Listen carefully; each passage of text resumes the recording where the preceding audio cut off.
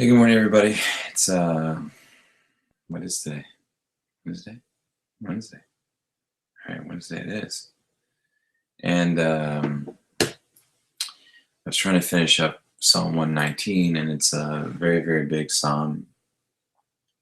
It's got 170 verses or so. And I was reading it this morning, and it's just more of a continuation. There you go. Continuation of loving God's laws and the power of God's laws and precepts, regulations, decrees, and how they're really just a lamp for our life, a guide for our life. So I didn't reproduce all of that in the devotional. I just reproduced one little section that I'm going to pick up here, okay? And this is beginning in 161. So Psalm 119, 161. Rulers persecute me without cause, but my heart trembles at your word. I rejoice in your promise like one who finds great spoil. I hate and detest falsehood, but I love your law. 7 times a day I praise you for your righteous laws. Great peace have those who love your law, and nothing can make them stumble. I wait for your salvation, Lord, and I follow your commands. I obey your statutes, for I love them greatly. I obey your precepts and your statutes, for all my ways are known to you. So that's it. That's what I zeroed in on. And I really zeroed in on the statement, great peace to those who love God's law. Great peace. And that nothing can cause them to stumble. Great peace, and your life won't fail. Okay, yeah, I'll take that. But we have to love his laws. Love his laws. Do you love God's laws? I think we can get there. But it's tough to love a law. Sometimes it's tough to love a human being. And now we're talking about loving things in the Bible, and I don't know, it's tough. How do you do that? How do we get there? I don't know. We get there with the help of the Holy Spirit, but we have to be intense, single-minded, focused about being armed with the Spirit. If we don't have the Spirit, we're not going to get there. It's not possible. I mean, we spend so much time dancing in our lives, pretending, living on pretense, and it feels like it's a survival technique, and that's what people do to survive. They pretend to care. They pretend to be interested. They pretend to do something, but they don't really do anything. They don't really care at all. But yet, this is kind of an acceptable way to go about life. I hate when I do it. I hate when I realize I'm doing it. And I can't be anything near what God's talking about in this psalm. Anything close to loving his laws. No, it's not there at all. We're just not there. We are not there.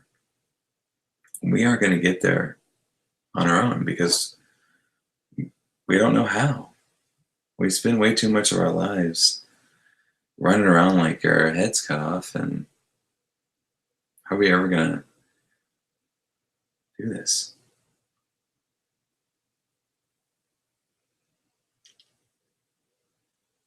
I don't know. It's the Spirit. It has to be the Spirit. It has to be the Spirit. It has to be with the aid of the Spirit, so we can stop pretending, so we can stop telling people stuff that isn't true. We can stop being so afraid to tell somebody how we feel or to draw a line, I'm sorry, I'm not going to do that. We just don't do any of that stuff, Instead, we're like, oh yeah, I'll look into it for you. Then we never get back to them. We get back to them weeks too late. It's like our intentions somewhere and all that are probably okay, probably good, but our follow through, our execution are bad because our heart's not there. We're not in it. We're not loving it. And these are people in our life, right? So I'm saying if we can't go all in with them and we can't be engaged with them, how are we going to transfer that into the Bible? We're going to transfer this falseness to the Bible, right? We're going to stare at the Bible, if that, and say that we're all in, say that we're loving God's laws, or high five ourselves, and then we won't be peaceful. We won't get the benefits because we never went there in the first place.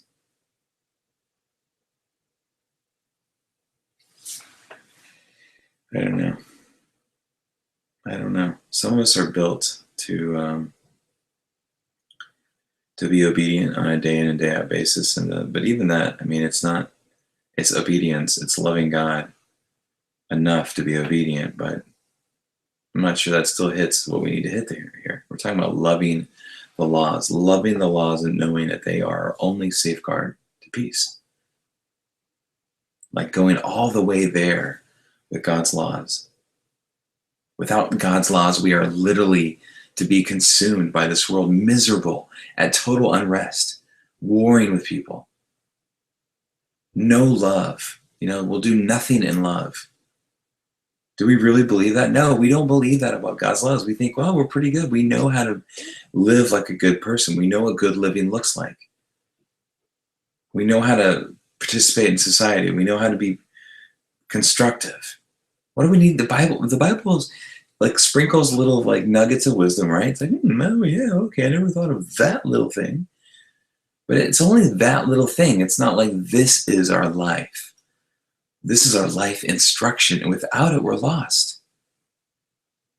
That zeal, that passion, that command, we demand it. We demand God's law.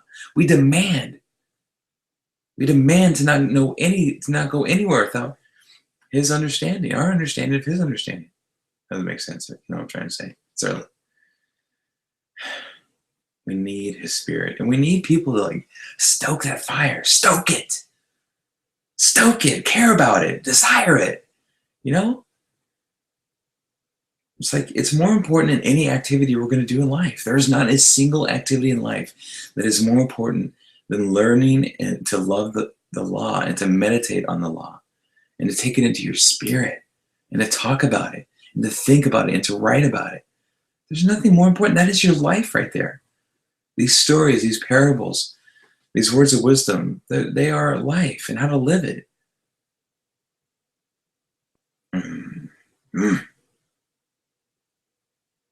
I'm trying to live that life, but it's very hard. It's very hard without the Spirit. We're too selfish. We're too self-inclined. We want idleness so bad. You want a lounge or a contradiction. We don't even know it. All right. I felt like I was really on a soapbox this morning, not really saying anything positive. I think the positive is that the Bible is real, it's deep, it's for us, so that we can live a life that's full of peace. We should want that. I know we want that because God made us in His image.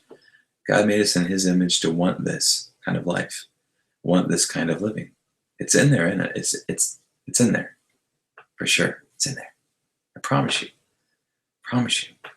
But the conviction to go after what's in there, that we need help with. We need help from the Spirit. Come, Holy Spirit, kindle the fire of your love. Kindle in us the fire of your love. So we won't stop until we find that need for God's law, that need for His life, His wisdom. I don't know. Does that make sense? I feel like I just went on a ramble. I feel like I just rambled. Psalm 119, love God's law. We can do it. The benefit is for us to do it, but we need the Spirit to go there. The Spirit. Pray to the Spirit. Pray for God's Spirit to help you unlock these passions in your life. Okay. Our Father who art in heaven, hallowed be thy name. Thy kingdom come, thy will be done, on earth as it is in heaven. Give us this day our daily bread. Forgive us our debts, as we forgive our debtors. Lead us not in temptation, but deliver us from the evil one. Forgive us our debts. Whew. He's there with us. He knows we're scratching towards him. Keep scratching, guys. Talk to you later.